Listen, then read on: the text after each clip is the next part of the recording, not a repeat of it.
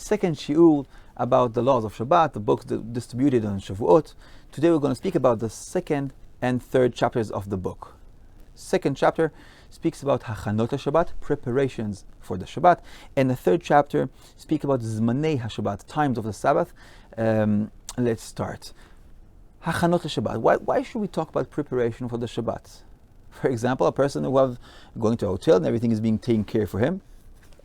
Why does he care about this? Why does the author here write so extensively about the preparation for the Shabbat? So this touches a Jewish concept that I really like. The preparation for a mitzvah is part of the mitzvah itself. When there is intense preparation for something, it enhances the quality of the mitzvah, very much emphasized in the laws of Shabbat. From Wednesday and on, also goes until Tuesday. We'll speak about this when we talk about Havdalah. Like the Shabbat spreads over. From Wednesday, everything we do for the sake of the Shabbat, especially if we declare that, for example, intentionally saying Lichvod Shabbat Kodesh, for the sake of the Shabbat, it becomes part of the holiness, the mitzvah of keeping the Shabbat. So there's something that's only for you, something that the halacha speaks about more straightforwardly because it has to do with everything else. Something is how you want your Shabbat to look like. But some other things, like the clothes we wear, like the food we prepare, the company you're going to be with, how we wash ourselves, this the halacha speaks about a little bit more. But wait, why do we care about your preparation for the Shabbat?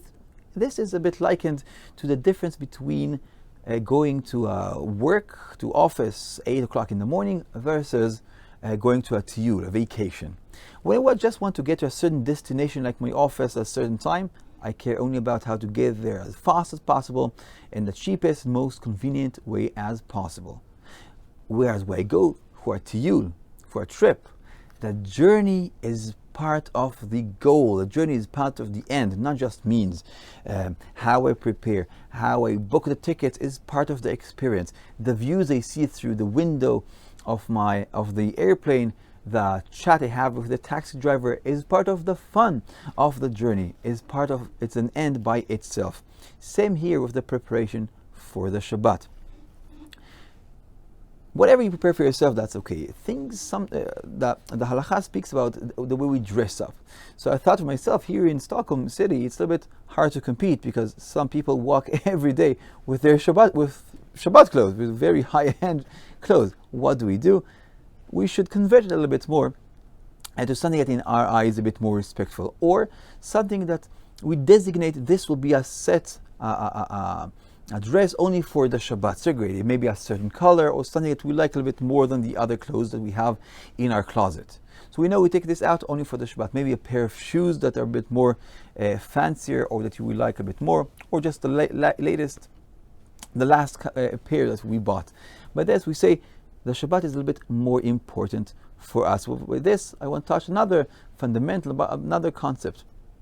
Meaning is something that we install in what we do. Of course, every mitzvah we do has its own meaning, but we can enhance this.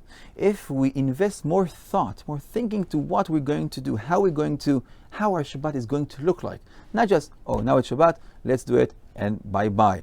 No, not just doing a check, but thinking about, preparing for it.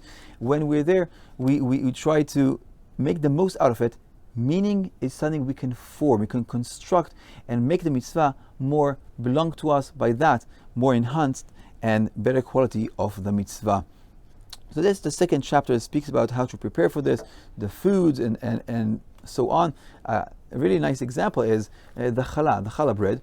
It's not necessarily a tastier bread than the regular bread we have in the market, but a special way we shape it.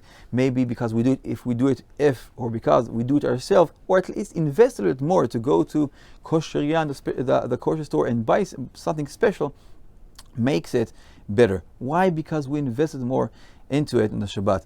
At the end of this chapter, second chapter, there are a few subtitles that might interest some people here about going on a boat before Shabbat or in a train, and so on. Look there, it might be very relevant to you. The third chapter of the book speaks about the times of the Shabbat. This is again, and this is the last concept which I'm going to conclude. shows how, another Jewish concept, how we can spread the holiness of the Shabbat toward what is profane or secular things of day to day. And this is true in all spreads, all arms of Judaism. For the Shabbat might seem like a regular day, but because the mitzvah of the Shabbat, it becomes holy. But not only this day is holy, it can spread 3 days before and 3 days after the Shabbat itself. A regular secular day, a weekday that we think, oh, it's only to work, only to prepare for the Shabbat. No, by itself has its holiness. By making it so, by connecting it to the Shabbat in a very straightforward way. For example, again, thinking now I'm doing something for the Shabbat, for a mitzvah. By this, we inject holiness into this regular weekday. And this should be something that we should strive for everything and every day and event we have in our lives. How to make every act holy. This we can learn again from the Shabbat and the times of the Shabbat. Shabbat Shalom and all the best.